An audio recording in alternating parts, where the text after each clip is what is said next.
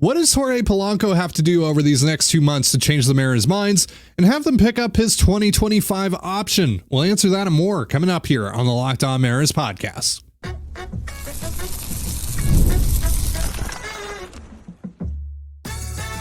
You are Locked On Mariners, your daily Seattle Mariners podcast, part of the Locked On Podcast Network, your team every day.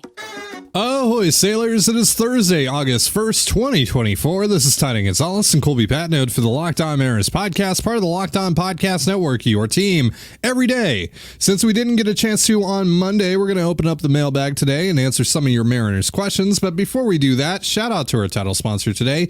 Download the Game Time app, create an account, and use the promo code LOCKEDONMLB for $20 off your first purchase. Terms apply. And if you want to hear from me and Colby even more and help support the show, check out our Patreon. The link is in the description, and you can sign up for a free 7-day trial. All right, let's get into your questions here. We're going to start with Doug, who wants to know, what do you think Jorge Polanco has to do rest of the season for the Mariners to exercise his, $10.5 million player option, I believe it is? Yeah, something like that. So obviously, first and foremost, he's got to check out healthy. Right now he's got a knee thing that he's dealing with. So obviously the extent to which that knee is going to be a problem going forward is going to play a factor here. But on the field, if he's, 240, 320, 450, somewhere in that range, then it probably makes a lot of sense. I mean, the Mariners are going to have to fill, probably at least 4 or 5 lineup spots this offseason. So if Polanco is, good enough, if Polanco's an average bat the rest of the way, honestly, you probably should consider it, because $10.5 million for a average bat at second base or third base is not that much money. And, it's one less position you have to fill. So there's no question about it. Polanco still has to be pretty darn good over the next 2 months for him to, earn that option. But, based on how he was in July and just in general how he looks right now, it does seem like he's maybe turned a corner a little bit and can actually put the Mariners in a position where exercising that option makes sense. Again, it's only $10.5 million. The Mariners might think they could do better with that $10.5 million, but then they're opening up another hole that they have to go and fill.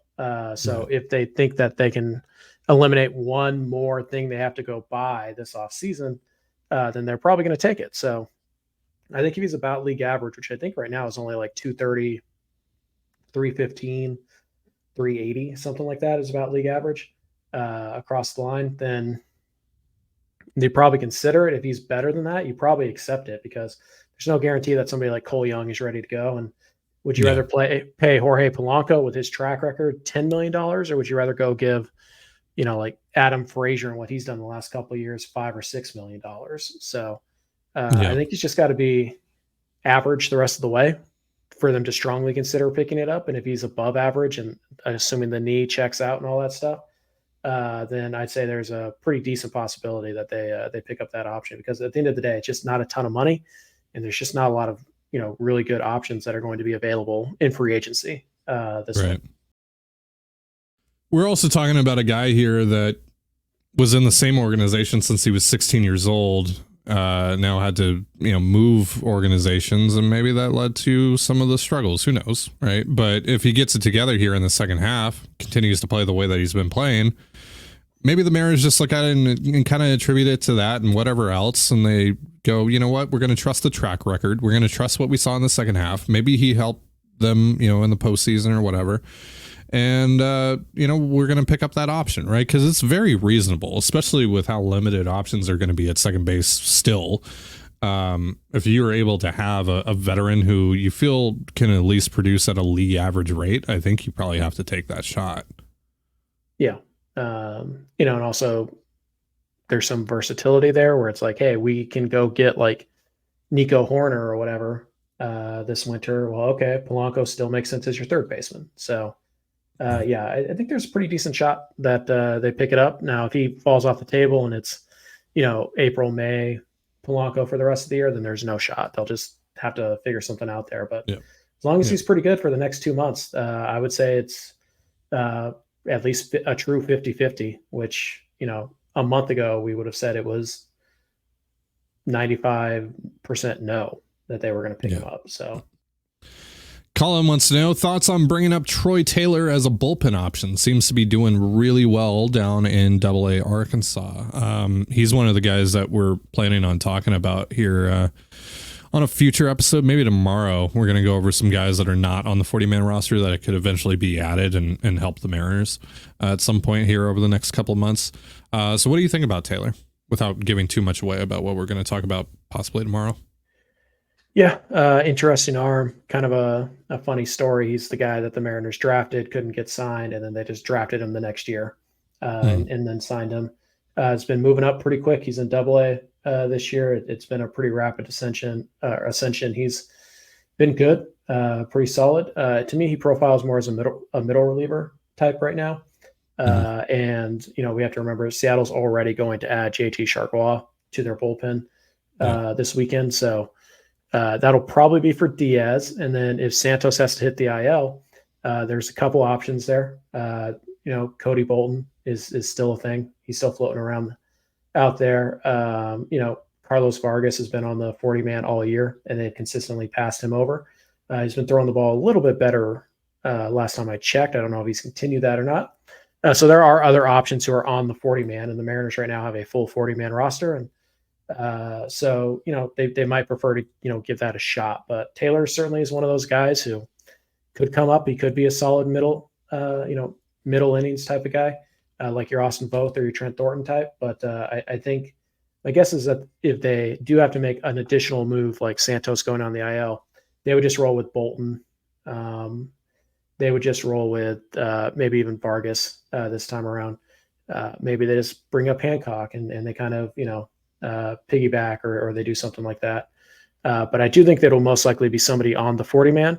I think if we see Taylor, it probably wouldn't be till September, but maybe it's certainly a possibility that he could be called up, sometime on this homestand, because he's certainly one of the guys that warrants discussion and conversation as one of the 8 best bullpen arms in your organization right now.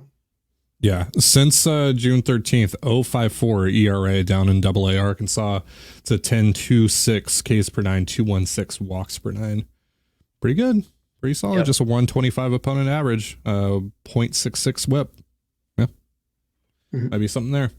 And again, the Mariners could use more swing and miss in their bullpen. So if Taylor is someone that you think can provide that, yeah, might be worth the call.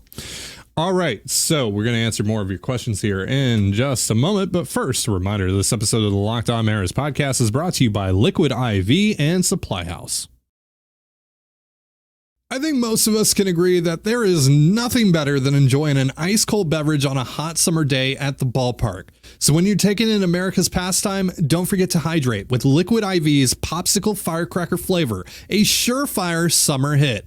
Get hydrated with electrolytes, essential vitamins, and clinically tested nutrients from the #1 powdered hydration brand in America. Because baseball and summer go together like Liquid IV and indulgent hydration. Tear, pour, live more. 1 stick plus 16 ounces of water hydrates better than water alone.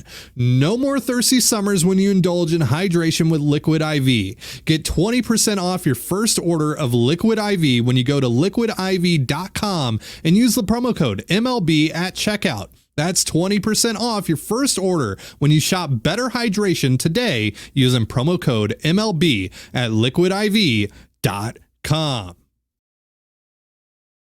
Get supplies from the site that's made for the skilled trade, SupplyHouse.com. SupplyHouse.com is the reliable way to order plumbing, HVAC, and electrical products online. Their easy-to-use website is packed with helpful resources and the latest product info to help you get the job done right. Shop a complete inventory of over 200,000 parts from over 400 top brands and get your order delivered right to your door with fast shipping from coast to coast. Need help with an order? Get expert support and industry-leading service from the friendliest folks in the business and talk to a real person. every time.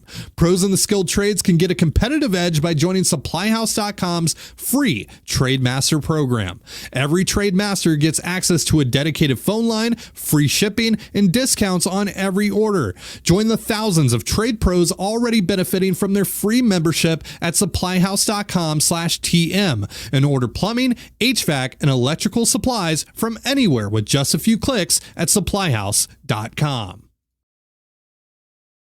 And you're listening to the Locked On Mariners podcast. This weekend, you can catch all the action between the Mariners and the Philadelphia Phillies on the Mariners' hometown broadcast with SiriusXM via the SXM app. All you have to do to find that is search the word Mariners. All right, let's get back into your questions here. So we're opening up the mailbag on a rare Mailbag Thursday, folks. Mariner Blue wants to know, is it possible that we see Harry Ford up in the big leagues this year, especially with Garver's complete fall off? What about Cole Young? On Ford, I would say probably not likely, especially now that he's dealing with this concussion that he's landed on the IL with. I would say this, though. If he does get called up, I would think it's probably not as a catcher. He's probably playing somewhere else, which we know he's played at least one game in left field. Did he play any others after that? Yeah. Okay. Been a couple now. Yeah. Yeah. I would say that he's probably playing somewhere else. Because, look, should they DFA Garver is a different question than will they DFA Garver, right? So, and they're not going to DFA Garver. So, Nope. So he's the backup catcher. So they're not going to be looking at Ford to essentially replace Mitch Garver, as I have seen suggested in our comment section. Cole Young is kind of an interesting discussion, especially depending on how long it's going to take JP Crawford to get back. What do you think about that possibility? Because I assume he's another guy that we're probably going to talk about tomorrow, along with like Troy Taylor and some of those other guys. Sure. Young is having a nice year. He's been in Arkansas the entire year. And as a 20-year-old, the youngest hitter at the beginning of the year, at least he was, the youngest hitter in the Texas League, he's really held his own. And it's been a very good year for him. Hasn't been as good recently. Not that he's been bad, just, he hasn't been tearing the cover off the ball or anything like that. So is he better right now than Dylan Moore? I don't know. Again, he's 20 years old. Young very well could come up and he could survive. He's probably going to make a lot of contact. We know that he's, a pretty sure-handed shortstop, maybe not a spectacular one, but, will make the routine play in front of him. So it's not impossible to think that he could be up. But I don't think his numbers at AA have quite, reached the point where it's like, okay, he's ready for the challenge or anything like that. So I think they're probably just going to roll with Dylan Moore for the rest of the way until JP's back. I don't love that, but I don't know if I want to throw a 20-year-old, who's never played even AAA ball. I don't know if I want to throw that guy in shortstop in the middle of a pennant race. The other thing with Harry too that I would keep an eye on is like, maybe I can wrap my head around it a bit easier if we start seeing him play elsewhere around the field. Like if he's playing in left field again, with some form of regularity, or maybe he's playing second base or he's playing third base or something like that. Yeah. Then maybe like at that point I'm like, oh, okay. Seems like they might be preparing to do that. They're preparing to call him up. Right. With Young in particular, I mean, Bliss is still in AAA, Samad Taylor is still in AAA, so there are other middle infield options that the Mariners almost certainly would rather use in big situations than the 20-year-old Cole Young. So wouldn't say 0% chance on Young, say pretty close to 0% chance on Harry Ford, but we'll see. Things can change pretty drastically in just a couple weeks, and Mariners might get to a point where they feel like they don't have a choice. Right. And we still need to see if Harry is able to make it back from his concussion. Obviously, those can be very, very tricky. Yep. And every concussion is different for people. So we don't know how he's going to take to it and how long it's going to take for him to get back to 100%.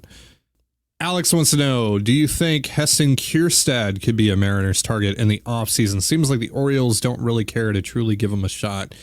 Isn't there just a lot of Dom Canzone in that profile? Like, yeah. There's more path to success to me with Kierstad than Canzone, but right. But look at what Canzone is for you right now. he's the fifth outfielder right now. Now, obviously, you move on from Haniger. Robles is a free agent. So there's a path, and you will have DH at-bats to give. So Kierstad probably, would make some sense in a vacuum for Seattle. The question is, how do you acquire him? Because the Orioles are probably going to want to use him in a package to go get an impact major leaguer. It's like, what impact major leaguer are you trading off of your roster for Kierstad that the Orioles would want? Like, you're not trading them a starting pitcher for Kierstad. What I was thinking is, like, you're trading them Luis Castillo, and Kierstad's just part of the package, right? Kierstad's one of the several guys that you acquire. Right. So yeah, in theory, in a vacuum, without, getting into the details, yeah, I think there's some fit there. I think Seattle would have some interest. But overall, I think this is a guy that you just kind of like, if we can get a price on him that we like and we can take the shot, fine, we'll take it. But he's not a guy I'm prioritizing this winter. He's just kind of, a fallback plan. I kind of want guys who hit, with some consistency at the big leagues. And so, Kierstad, to me, he's kind of the fallback guy. If he could play second or third base, I might be more willing to take a shot on him, but he's first base, right field, DH type of guy. The Mariners have more than a few of those in their org right now. All right, so we are going to answer more of your questions here in just a moment. But first, a reminder, this episode of the Locked On Mariners podcast is once again brought to you by Game Time. Game Time is now an authorized ticket marketplace of Major League Baseball, which makes getting tickets even faster and easier. Prices on the Game Time app actually go down the closer it gets to first pitch, and I get to see the view of every seat in the house, so I know exactly what I'm buying. Game Time's last minute deals give you up to 60% in savings buying last minute for sports, music, comedy, and more. And to avoid any surprises at checkout, you can turn on their all-in pricing to see the full cost, fees included. Take the guesswork out of buying tickets with Game Time. Download the Game Time app, create an account, and use the promo code LOCKEDONMLB for $20 off your first purchase. Terms apply. Again, create an account and redeem the promo code LOCKEDONMLB. That's LOCKEDONMLB for $20 off. Download the Game Time app. Last minute tickets, lowest price guaranteed. And you're listening to the Locked On Mariners podcast. This weekend, you can catch all the action between the Mariners and the Phillies on the Mariners hometown broadcast with SiriusXM via the SXM app. All you have to do to find that is search the word Mariners. All right, let's answer the last couple questions we got here out of the mailbag. Ben wants to know, at what point do we consider Victor Robles a serious option for the future? Do you think he's just a flash in the pan, or do you believe he may really have turned a corner and is finally living up to his potential? When should the front office just pull the trigger and try to extend him? Two thoughts on that. One, if you're Victor, why wouldn't you want to at least go out into the market and see, right? Especially if you're able to finish out this year strong and healthy, of course. Like, that's the other key thing here, like with the Polanco discussion, is like, how healthy is he? And then two, with the Mariners, like, yeah, maybe you're interested in an extension right now and trying to lock him up before he goes out and tests the market, because you have so many spots on your roster that you're theoretically going to have to fill this offseason. But you're going to want to try and protect yourself in case he does fall off a cliff, because you're basically basing your interest in an extension off of a month's worth of good games.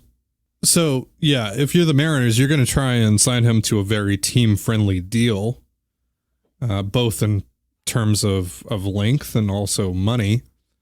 And again, if you're Victor at that point, wouldn't you want to just go out into the market and see if you can get something that's more beneficial to you?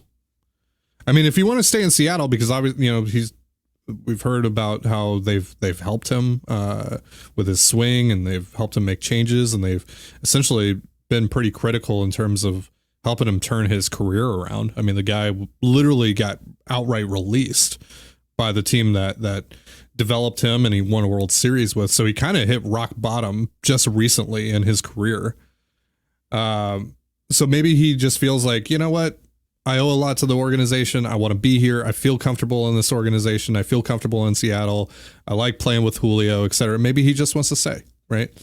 But again, if the Mariners are interested in doing that, they're going to try and do it at a very team-friendly cost. Right. And for him, I don't know. I don't think that's the smartest decision to just jump into that before he at least sees what's out on the market. Right. if you're Victor Robles, you're looking at a free agent market that's not great. You're having a fantastic year. You can play center field for a lot of teams in this league.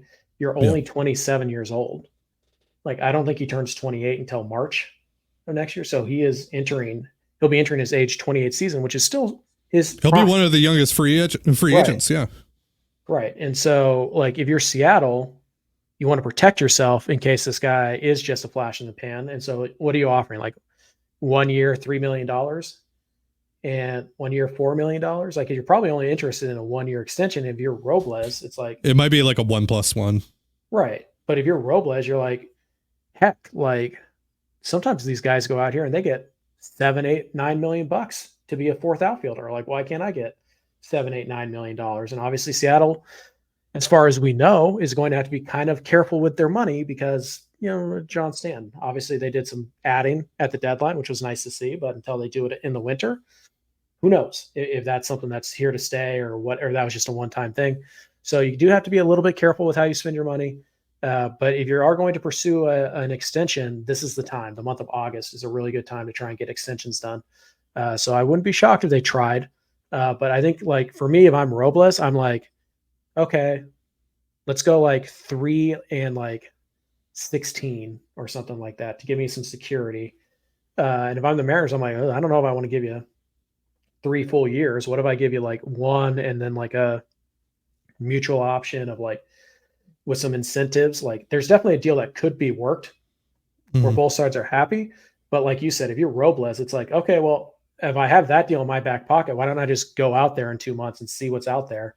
And if I can't get a deal that I like better than that, I'll just come back to Seattle. I like it here. So I have that in my back pocket. So for me, if I'm Robles at 27, this also kind of depends on how he finishes, the rest of this year. If he just goes back to Nationals Victor Robles for the next 2 months, Mariners aren't going to be interested.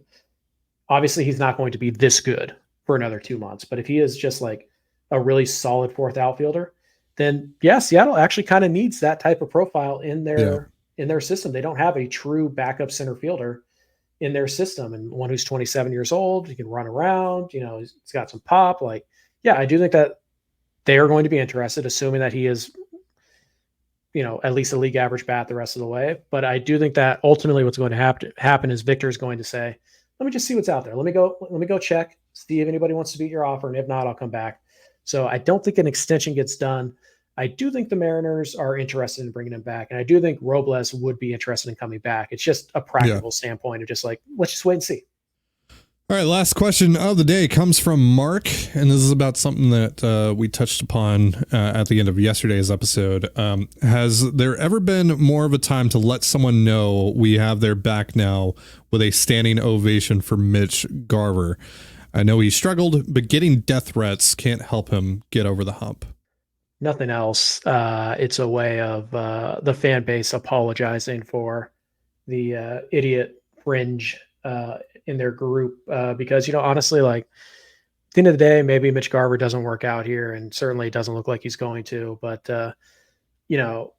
at some point, like, you've crossed the line so much where, like, should Mitch forgive the Mariners fan base because they've gone after his family, they've gone after him, like, and it's probably just a couple of people, but that's still like at some point you have to apologize for. It's a couple of people too many. Right. And so, to me, like the standing ovation may not even be about like, hey, we got your back or we believe in you or anything like that. It's just like, we're sorry that you've had to deal with this because some, lunatic fringe is making this a personal thing. And so, we just want you to know that's not all of us. And that's not, we don't accept that as fans, that should just be part of this. So, I do think that, organizing a standing ovation would be pretty cool. You're willing to do it for Julio. And by all accounts, by the way, Mitch Garver he's a great dude. He's very well liked in every clubhouse he's ever been in. Real family guy. And so it just, it sucks. It sounds like this is like a genuinely good dude who is going through, struggles both physically and mentally right now. And now he has to deal with all this extra stuff that nobody should have to deal with. Nobody should, have their life threatened or anything like that. Nobody should have their family, receive these messages because they're struggling at a game for our entertainment. Like that is the most ridiculous thing I've heard. So yeah, I do think it would be really cool. I do think it'd be really cool if somebody wanted to organize that. I don't know if he's going to be on the lineup on Friday or not. So who knows? But I do think that there needs to be some recognition from the fans in the stadium that hey, this isn't okay. Like we're not accepting this. We're not excusing this. And kind of the only way you can show that is some kind of demonstration at the ballpark. And that would be a standing ovation. So I do think that would be warranted. I think that'd be really cool. And I think it's more deserved than when they tried to do it for Julio, because Julio was just struggling, right? As far as we know. So Garver, I think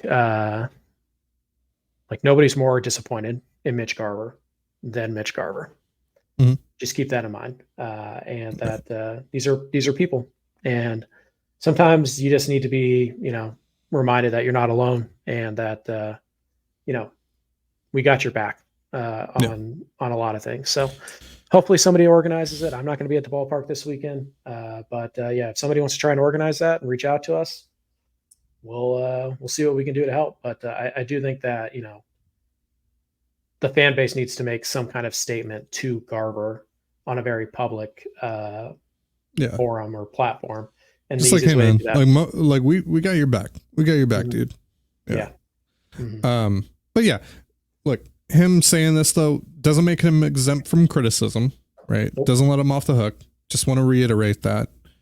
And secondly, he makes a lot of money playing a game. Yeah, there's idiots in every fan base. Players receive stuff like this, unfortunately, and on any team in any sport, it's just how things unfortunately are. But that's no justification for it. That's no excuse for it. That's no reason to gloss over it, right? That's a very serious thing that Mitch Garver is saying has happened to him and potentially his family as well. And there's no place for that. And like I said yesterday, if you don't like that or you participated in that, if you don't appreciate us saying that, see ya. We don't want you here. You listen to Locked On Mariners and you're doing that stuff, or you're fine with that happening within the fan base. I'm good. You don't need to listen to our show anymore.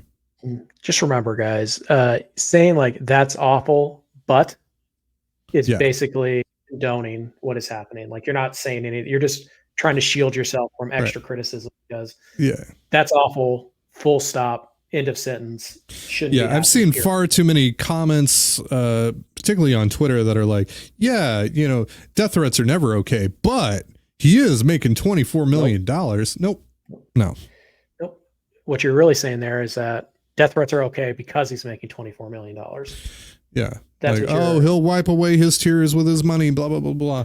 Whatever. We get it. Guy's rich, playing a game, right? Totally get it. Right? He has far less issues than most of us, right? Mm-hmm. Totally understand that. Still a human being at the end. Still a human being at the end of the day.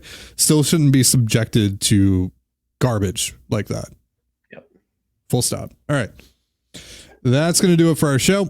But before we get out of here, a reminder that Locked On has launched the first ever national sports 24/7 streaming channel on YouTube. Now it's also available on Amazon Fire TV and the free Fire TV channels app. Locked On Sports Today is here for you 24/7, covering the top sports stories of the day with the local experts of Locked On, plus our national shows covering every league. Find Locked On Sports Today now available on the free Fire TV channels app. Thank you so much for joining us here on the Locked On Mariners podcast. For Colby Patnode, I'm Ty and Gonzalez. Be sure to give us a follow on Twitter at LO_Mariners. You can follow me at Ty and Gonzalez and Colby at CPAT11. That's CPAT11. You can also find all that stuff in the description of this episode. Now head on over to Locked On Seahawks to get all the latest out of training camp from Corbin Smith and the gang. Tell them Ty and Colby sent you. Have yourself a beautiful baseball day, and we'll see you next time. Peace.